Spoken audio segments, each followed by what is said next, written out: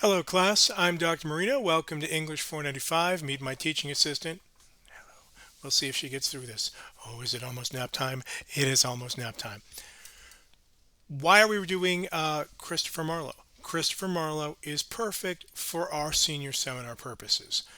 He is an extremely important figure who doesn't live very long, who has a short, brilliant career.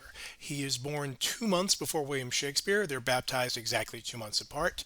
He dies more than 20 years before William Shakespeare. Marlowe doesn't reach 30. He is killed in a bar brawl or a brawl that happened in a bar.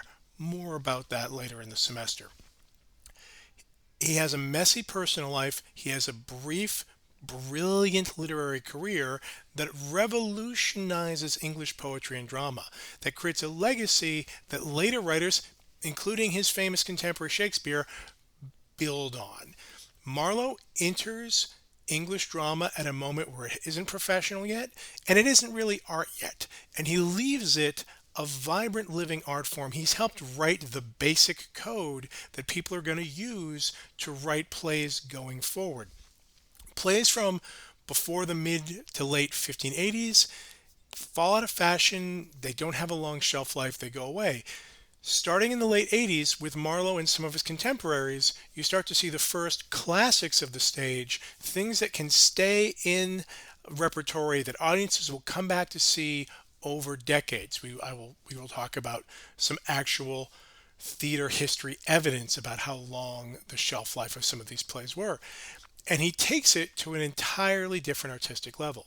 He also is a major step forward in the use of iambic pentameter, especially unrhymed iambic pentameter, as an art form in English and as the primary verse medium for drama. Marlowe is a crazy skilled technical poet. His line is beautiful and, dare I say, ecstatic.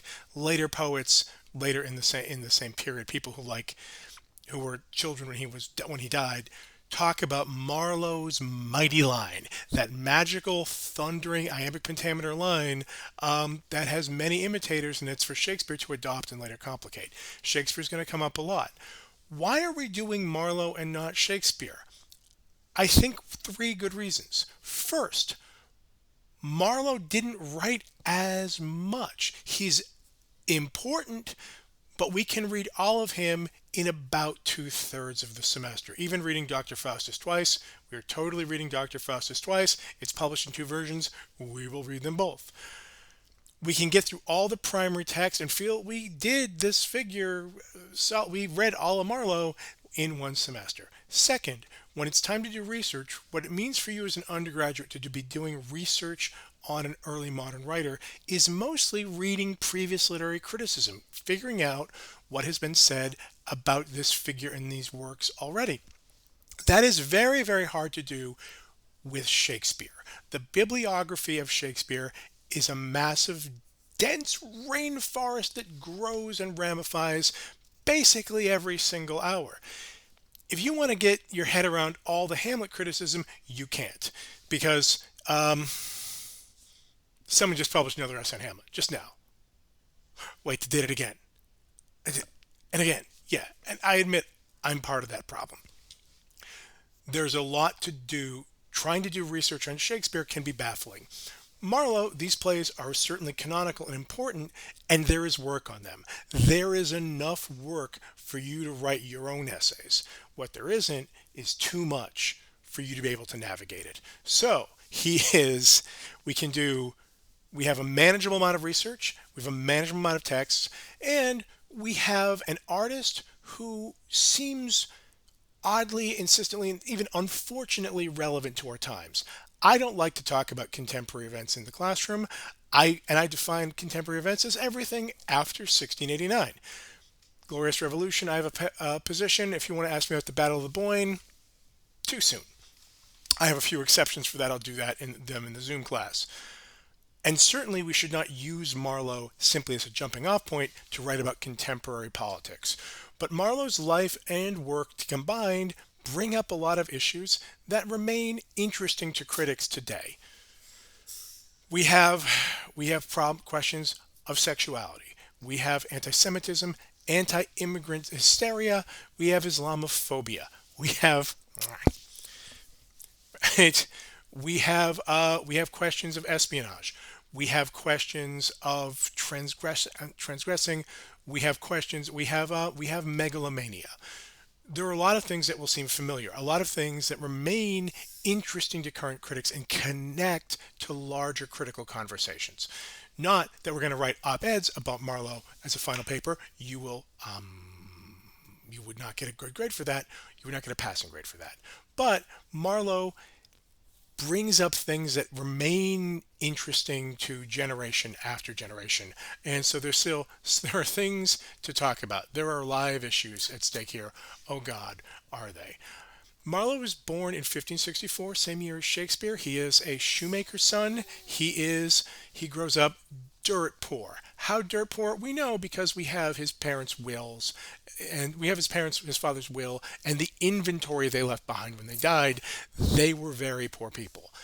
Marlowe gets a scholarship to a grammar school, to a school at in Canterbury Cathedral.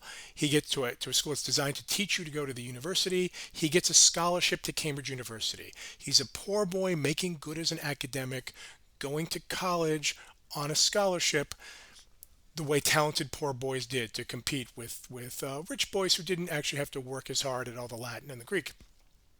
This is actually a very normal background for a playwright of this period. They're all kind of commoner sons. Their fathers make shoes or wheels or gloves, and they just about all go to most or all of grammar school, the preparatory thing right before college. It's the equivalent of high school, but not many people got to it, and it's all in Latin. When they say grammar school, it's Latin grammar. A minority of these writers, including Marlowe, go on to university.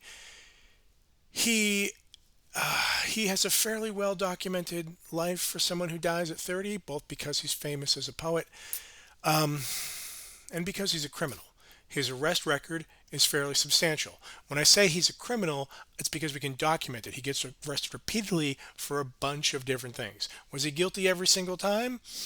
Maybe not. Was he not guilty every single time? Oh no. Oh no. There's a long record. He seems to be involved in espionage.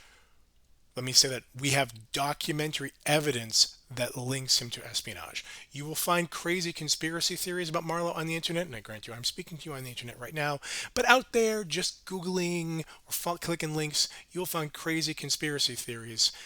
One of the things we have to do in this class is work out the kind of historical methodology that allows us to distinguish lunatic conspiracy theories that aren't based on anything except wish fulfillment, with documented, like this person is actually involved in real conspiracies. I will do at least one video about how we tell real conspiracies from conspiracy theory fantasies. He is employed in intelligence work now and he is during his messy death when he was awaiting trial. He was arrested shortly before his murder. He was awaiting trial by the highest court in government, by the cabinet, essentially the Privy Council. And during the investigation, during his last days and right after, an enormous amount of allegations are made against him: atheism, homosexuality, subversion of various kinds. In some periods, Marlowe has been kind of ignored because he seems like a bad person. And there was a theory that only good writers have to be good people, so this guy can't qualify no matter how beautiful the poetry is or how compelling the plays and the poems. At a certain point, the Romantics decided, no. He's a romantic, Byronic bad boy. He's like a rebel, man. And later, kind of the hipper sides of academia, as you can see just from what I'm wearing, I'm not one of them, have decided he's transgressive, he's subversive, he's fighting the power. Maybe so. These are all interpretations of the limited documentary evidence we have. There's also the possibility my heart, that the man's life and his work are fundamentally different. That he's one of those writers, and there are many who are fabulous to read and disappointing to meet.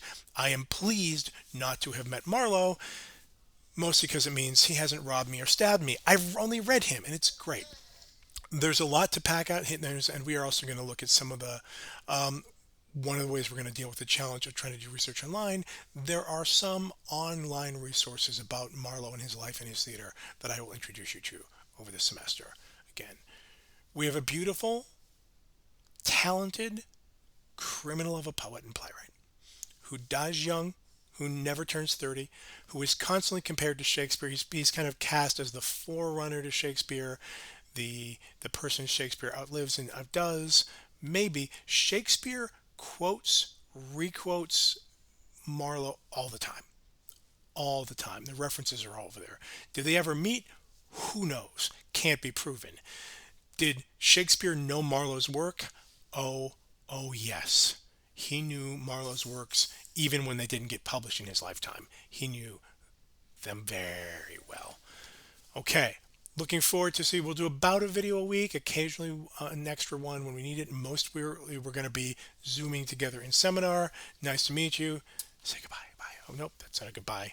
But smile? No? Okay, I will not manipulate my child further. Looking forward to seeing you in class.